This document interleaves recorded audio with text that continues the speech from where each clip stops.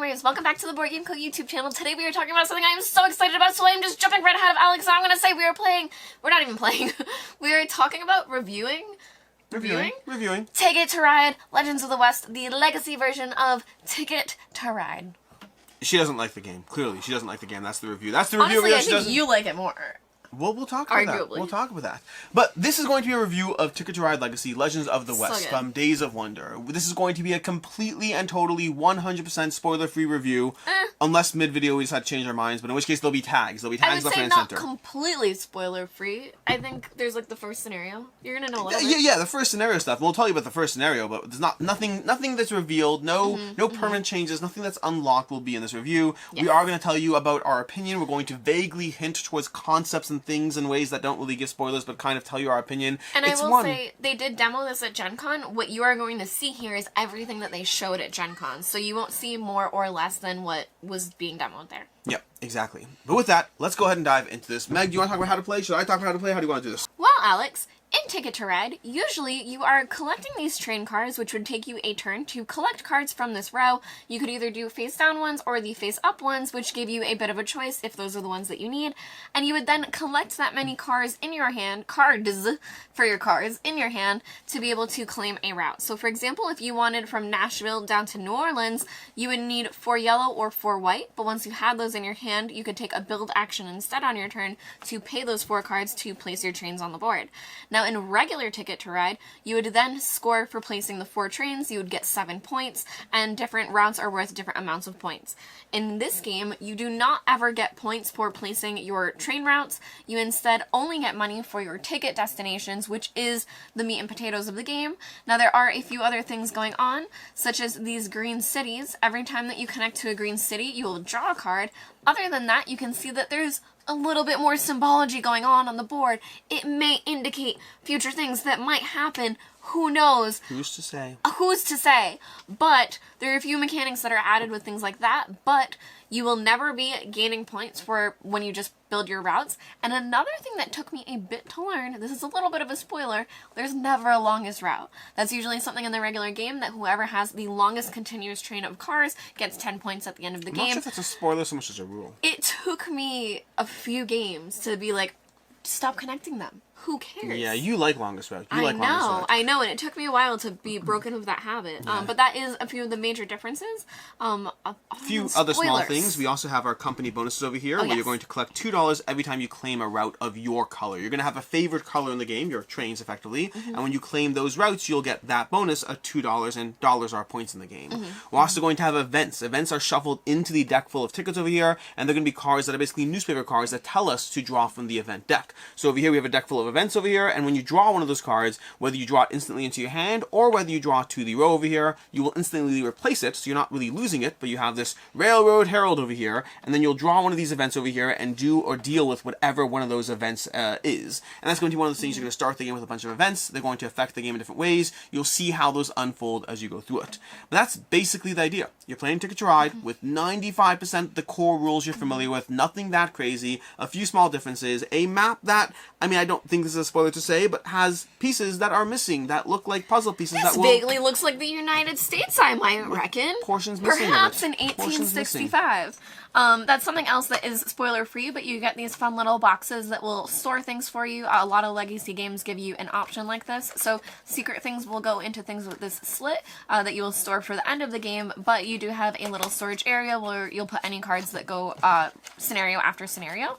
Also, it does indicate the different years that you're playing through. So you're playing from 1865 all the way to 1898, and you can kind of see the progression just in this aspect that in a map this small, you start off with 20 cards, and by the end of the game, you have 56 cards to play. So you can imagine just how big this map gets. But I think that this is a good little snapshot of just how big the game is. And I think another good thing to keep in mind is that this game versus something like Clank Legacy, the games did get longer and longer. You're getting a bigger and bigger maps, but you're getting more and more train cars as you're going. And I think that's something I just didn't anticipate that I should have when I was playing, that you can't really budget the same amount of time per game if you're trying to play through this quickly. Whereas something like Clank, every game was generally around the same amount of time, just with rule changes. Yeah. So the first games might start off being anywhere between Very 30 quick. to 45 minutes, depending on your player count, and your longest games at the end of it, again, depending on player count, might be as much as 2 hours plus for a game. Just so you have 4 people at the table placing down 56 trains each, that can add up quickly. Now, at the end of each game, you will have this little bank slip over here, this little sheet full of these various things you're going to take. You're going to score yourself up based on the criteria of the game, and you're going to insert that slip into the actual box because of the fact that over here, you're going to put it in there, because at the end of the game, there's going to be a bunch of things you score for. Again, spoiler free, but your score every game is going to be one of the things you score for, plus any number of different things that may happen across the course of the campaign. That's kind of core Ticket to Ride Legends of the West. Now, this is where I'm going to talk about the kind of things that are unlocked as we go through the game without really getting into it, but effectively across 12 games, you're going to have 12 games over here, again, all printed on the back of the box over here, but across those 12 games, you're going to be slowly unlocking more and more things. This is where we have, if you want to go ahead and show everyone the giant amounts of boxes over here. And this all comes in the box right when you open it, so you'll see all of this immediately. Are they upside down or are they're right I don't side know, they're mixed, they're mixed. We have this giant box full of cards over here, we have that other little box over there. So the other thing I'll say, these, I don't think this is Deck too boxes? spoilery, these are the different areas that you may or may not have access to. You should even understand that because they're called open range in California. Yeah. But the other thing that you can see is these deck boxes have different thicknesses, and you'll be able to have some agency over when you're opening these, that you can kind of see how much content you'll be getting out of different areas just by visually looking at what you get. Yeah, and you're going to have, again, things you'll see in the board. You'll see the various map tiles. You'll see the ones that you have access to. in every box, and you'll see have all the other ones that are slowly going to be unlocked. So you can kind of get a sense of what's being unlocked in terms of the types of content, but in terms of what is in each box, the rule changes, the rule additions, the way the game evolves. There are a lot of things. Should I show them another box? You can show them the box. You can't show them the Guys, what's in the box. when you open the box, there's going to be something like this inside, and if you want to know what's inside of this, Alex didn't know I was going to plug this, but we actually did a playthrough of the first episode of this over on my YouTube channel that's already up. And a second episide over on your Patreon. Yeah. If people want to go and subscribe to that. So you'll get to see what's inside this, and you'll also get to see our reaction, which is priceless. But there's something so exciting in here. Who knows? It's exciting. Who knows? Who knows? But that's kind of what we can get into without getting into spoilers. There's a lot of other things to get into, but again, we can't get into spoilers here, so it's very hard to talk about these things. But I will say that all the boxes are going to unlock a lot of new things. So it's not just you're getting the same types of stuff. You are going to be hit with surprises or twists. Not really surprises, twists, just things. You're going to be introduced with new things consistently throughout the course of the campaign until you get towards the climax of the campaign, at which point you'll go ahead and wrap things up slowly but surely. And then from there, you can theoretically continue to play the game after, which is a typical thing that legacy games tend to say as far as, and keep this game and now play it forever with your friends. In this case, it might be true, but we'll talk about that. We'll Alex, feel free to stop me if anything is too spoilery. If this video goes suddenly dark and cuts out, something You know I said a spoiler. But for campaign games, I think the few things to be aware of is that it's not linear. You don't have to go from one area to the other where you're unlocking things. You have choices in what you're unlocking. So it is pretty much up to you what aspects you interact with. And I enjoyed that part, that as Alex was saying, everything you unlock is very unique and very fun to engage with. So I just very much appreciated that for a campaign game. And it will drastically change how you play the game based on the order you unlock things. Like, without getting into, again, spoilers, but in terms of the campaign we played through, there were decisions that were made that definitely I would argue are non-linear in terms of the way things unlocked, and definitely resulted in interesting ways that the board or game naturally evolved as we played through it. So that's a nice little thing, and also gives you an extra degree of replayability, because I don't know about you, but the next time I play through this, I want to kind of unlock things in a totally different order, because it'll just totally change the way you interact with your experience. Like, even just the most basic idea, even just like using your own, like looking at the board over here, there's a little map section here that might be available at some point. And there's map sections here. Like, maybe you just want to close this thing off because it's nice and early, it completes the side of the board, or maybe not. Maybe you want to leave this here the entire way through until it's the end. There's a whole lot of things over there as far as those small decisions, but they will impact the way this game plays because mechanics are being unlocked as you go through it. And another thing for the aspect of the campaign part, which I think this was done a bit better than Clank Legacy, is you do have some personal things that are affecting you. So there are things that will open up for the entire game that are mechanics that will change how you're playing within the board, but there are personal things that each player will get to earn. And I've just really enjoyed that aspect that a lot of them stay secret, and it's things that you know that are adding to your personal game that you don't really need to share with others. That I also, another thing to let you guys know, which again I don't think is too much of a spoiler, is that your scores will be cumulative. So even if you're losing in the beginning, you can still catch up, that your scores will be added up all together at the end. And I think that that's something that's very nice, that with those things that are personal things that can affect different things, you can have a game that's very good for you, that it's one of those things that even if you're doing bad in certain ways, you can still feel like you're doing well in others. That I just have really enjoyed that too. Yeah. And with that, let's start talking about our opinions and thoughts. And again, this is going to be, I hate doing legacy reviews. I've done these before. I hate doing legacy reviews because you either have a choice. You either sit there and talk about a whole bunch of things and ruin people's experiences, or you just sit there and talk in vague senses of, well, I really liked the game. I liked the things that happened to me. So we're going to do the best we can over here, but ultimately I would say the biggest thing is, this is not one of those reviews where you can subjectively look at, what we said and determine whether it applies to you. We're mostly just giving opinions without being able to talk about why or how or what. But I'll start with something that I think is interesting, which is there's a catcher mechanic in play as far as the person in last place who gets benefits. A person who's losing, whatever, who loses the game, gets a benefit that helps them in the future games, that I thought was a very solid way to keep people invested in the game. Legacy games in general do suffer from the fact that one player who's like running away, if you're continuously running away across 12 games, that's just going to continue to increase the gap. And I think the catcher mechanic... That must be so annoying when players do that. Yeah. Well, fortunately, that wasn't really a factor, because there's a catcher mechanic in play that definitely... Again, you'll have to play skillfully, you have to try to do the best you can, but it does give a nice little push as far as just something small. It's not the biggest, not the end of the world, but it's enough that if you are in last place, you can definitely benefit from it. And so I appreciated having that. I appreciate keeping these scores, not necessarily head-to-head, but just keep that gap narrower so people feel like they're in the game the whole through. Definitely well-balanced for a campaign game. Yeah, legacy game campaign. Yeah, but past that, again, I don't know how to really dive into it. So I guess I'll just start with overall opinions, because I don't have a better way of doing this. But I liked the unlocking system. I liked what you're unlocking in the game. I liked the way that you were constantly progressing through this and constantly had that one more game sense, because you kept unlocking things. Every single game, you were unlocking more and more stuff. And so every single time you played it, you were like, I want to play again. I want to, like, we just unlocked this. We just added this. Let's just play again. This was a game that was played. We played through this in 24 hours. It was a marathon of going through Ticket to Ride Legacy, because it was like, I mean, and there are campaign games. I played through a lot of campaign games and legacy games that take a variable amount of time to go through, and often it does depend on both your time availability, but also your level of interest. And this one, the level of interest overpowered the time availability, because it was like all these other things that have to be done. Let's forget that. Let's just fully play through Ticket to Ride. I did Clank Legacy in 11 days, and I thought that was a big deal. Yeah. No. This turns out no. This was played through very quickly because of the fact that it was simple. It was as simple as a Ticket to Ride, but with that degree of legacy that unlocks and gives you more sense of just incentive to go through an experience and to want to see what's coming out of there. It was overall rules simple, but rules rewarding as far as going through it. And again, this the overall system. I think there's a lot of depth to the strategy. It builds on itself, that as you're unlocking the regions, it will add different things, but other things never go away. I mean, I guess some things do have reasons to leave, very but few things a lot of the mechanics will stay. So you're interacting with all of these things getting added and added, that I do think that there's a lot of complexity in the choices that you start making at the end, and that's when the scores are a lot closer too, that I was finding that it is quite tricky. Agreed. Early game, you're basically doing things that get you points, but mid to late game, you're choosing between things that give you points. That changes the entire way you approach it. And it's like, well, this gives me this, but that... And it's definitely a very fun balance. There's also a lot of strategy so just to speak a bit of the legacy part, for someone that's played a lot of campaign and legacy games, I think it was extremely satisfying. You are ruining this game.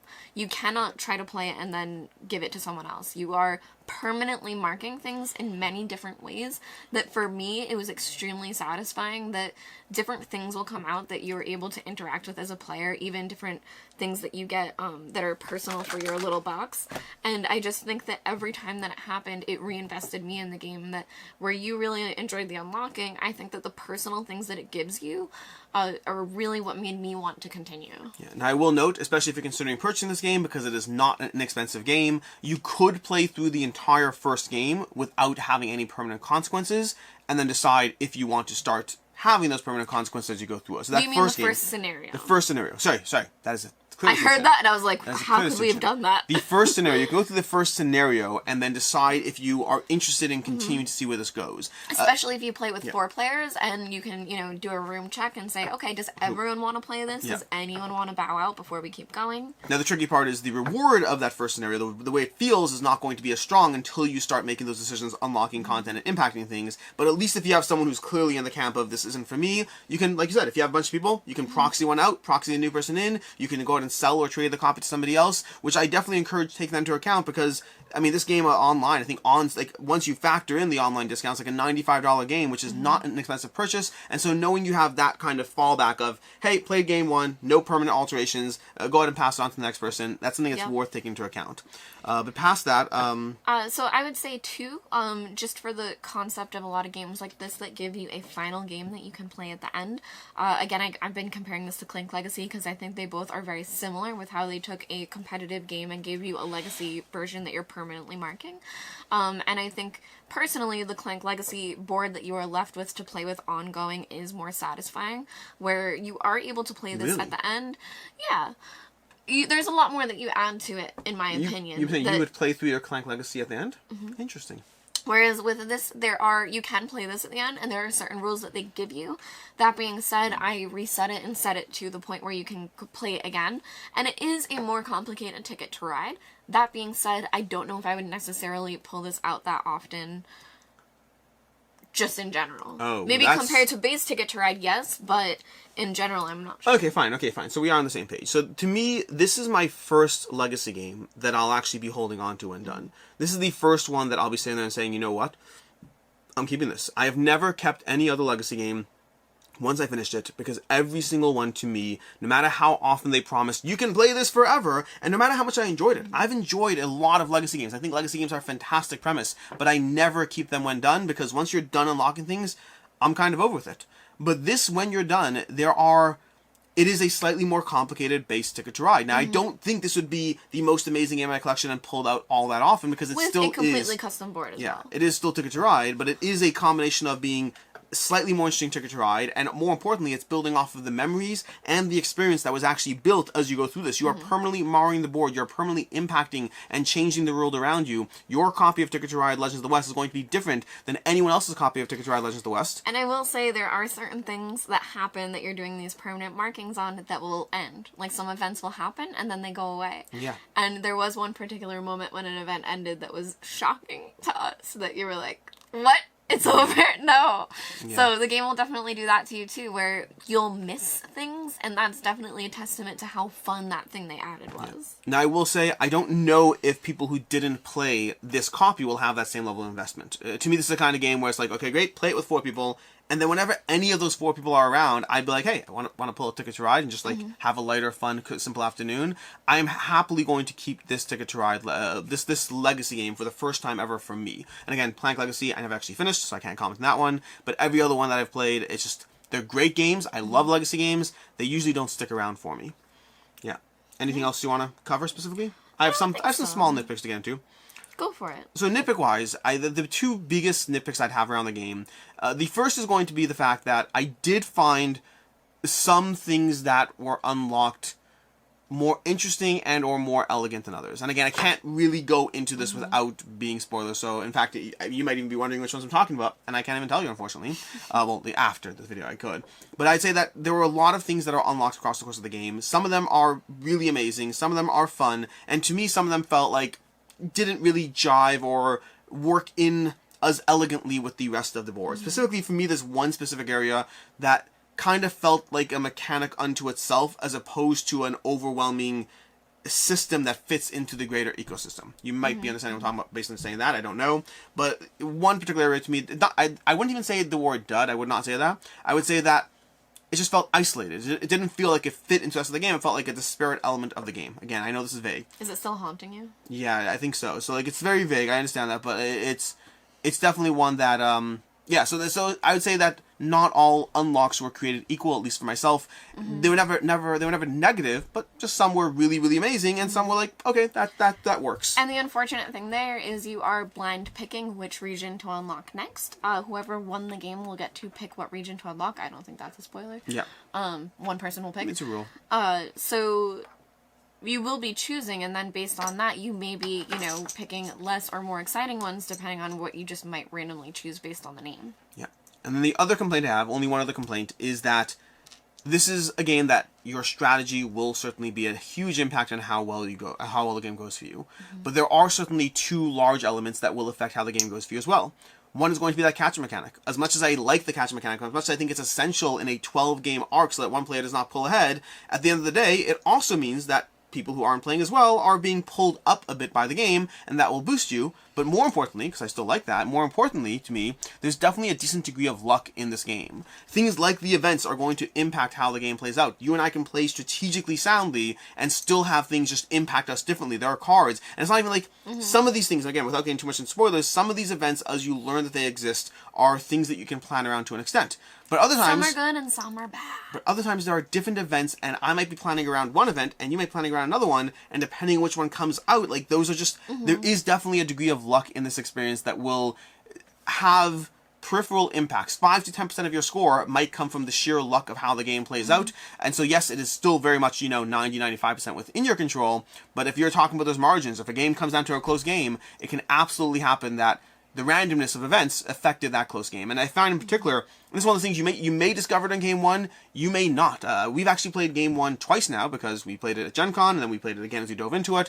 And I don't think this is a spoiler at all to say, but like, our first Game 1 had a lot of things happening, and our second Game 1 had not a single event come out. That's just the way things played out. And so you could have very different experiences as you go through that as well, which can affect things. But those are my only two complaints, kind of like, the inequality of the things that are unlocked, and the fact that at the end of the day, this is a very fun game, but it's a 12-game arc with luck in the mix as well that will affect things.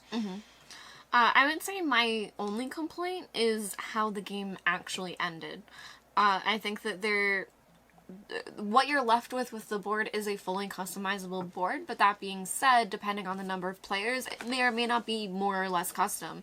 And I think that the solution that they have for it to be a fully playable board at the end isn't personally what I would have liked to see them do. We thought it was going a different direction, and we were disappointed. So that I would say that's maybe my only complaint, is the actual resolution of hitting endgame and then cycling into the future game. If all of this seems a little unclear, we're specifically trying to be vague. Well, I think that makes sense, though. Yeah. But oh my gosh. I'm sorry, that made me forget what I was saying. Oh, so the end game, cycling, the way it ended and cycled into the end game. I actually, some mechanics that we experienced in the game, I decided to house rule and be able to play in a future game. So when I took the final copy that we played with, which was mine, I reset it to a certain way that it's the way that it should be. And then I'm also able to add like little mini things to it that were mechanics in the game that I don't see why they can't be added as little bits to add to the game.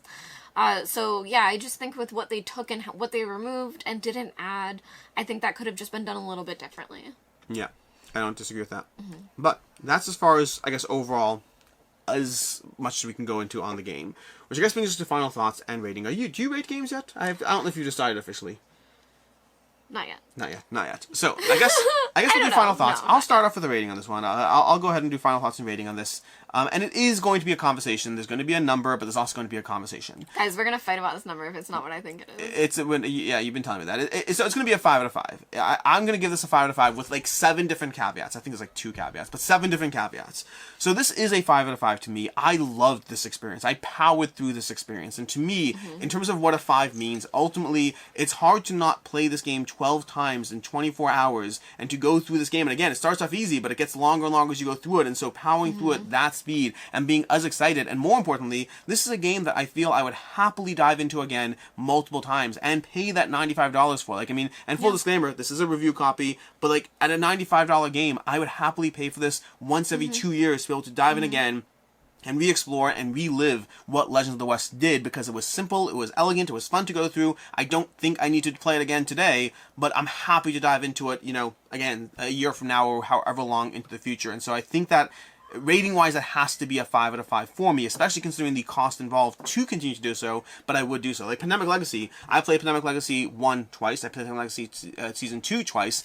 There are, My City I've played like 5-6 times. Like, once I find certain Legacy games, I do power through them, and I'm happy to play them again. So, I mean, there are other ones I haven't played. I'm happy to play this again, and again, which is ultimately where I am with this one. The caveats on my score are going to be as follows.